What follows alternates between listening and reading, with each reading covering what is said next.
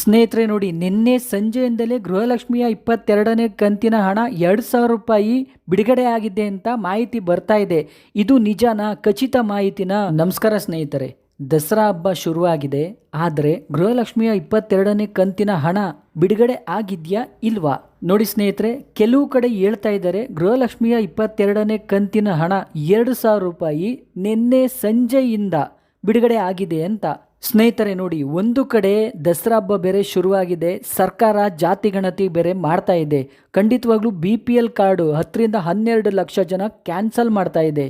ಯಾಕಂದರೆ ಇವರೆಲ್ಲ income tax ಕಟ್ಟಿರೋರು, ಇದ್ರ ಜೊತೆಯಲ್ಲಿ ಇವರೆಲ್ಲ ಸ್ವಂತ ಮನೆ ಇರೋರು, ಮತ್ತು ಇದ್ರ ಜೊತೆಯಲ್ಲಿ ಸರ್ಕಾರಿ ಕೆಲಸಗಳಲ್ಲಿರೋರು. ಇವ್ರದ್ದೆಲ್ಲ ಆಟೋಮೆಟಿಕ್ ಆಗಿ BPL ಕಾರ್ಡು ಕ್ಯಾನ್ಸಲ್ ಆಗಿ APLಗೆ ಕನ್ವರ್ಟ್ ಆಗಿದೆ.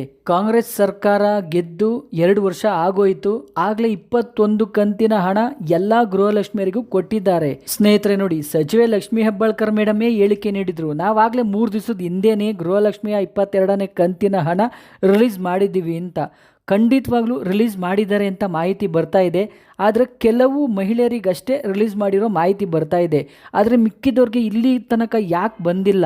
ಸ್ನೇಹಿತರೆ ನೋಡಿ, ಸರ್ಕಾರ ಖಂಡಿತವಾಗ್ಲೂ ಗೃಹಲಕ್ಷ್ಮಿಯ 22ನೇ ಕಂತಿನ ಹಣ 2,000 ರೂಪಾಯಿ ಈ ಕ್ಷಣದವರೆಗೂ ರಿಲೀಸ್ ಮಾಡಿಲ್ಲ. ಆದರೆ ಕೆಲವ್ರಿಗೆ ಮಾತ್ರ ಮಾಡಿದ್ದಾರೆ ಅಂತ ಹೇಳ್ತಾ ಇದ್ದಾರೆ. ಸ್ನೇಹಿತರೆ, ಅದು ಕೂಡ ಖಚಿತ ಮಾಹಿತಿ ಅಲ್ಲ. ಸರ್ಕಾರ ಬರೀ ಸುಳ್ಳು ಹೇಳ್ತಾನೆ ಇದೆ.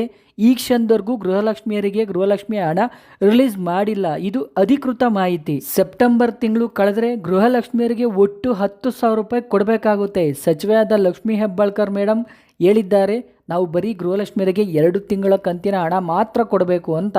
ಅವರೇ ಲೆಕ್ಕ ಹಾಕಿದ್ರೆ ಖಂಡಿತವಾಗ್ಲೂ ಗೊತ್ತಾಗುತ್ತೆ ಎಷ್ಟು ತಿಂಗಳ ಹಣ ಕೊಡಬೇಕು ಅಂತ.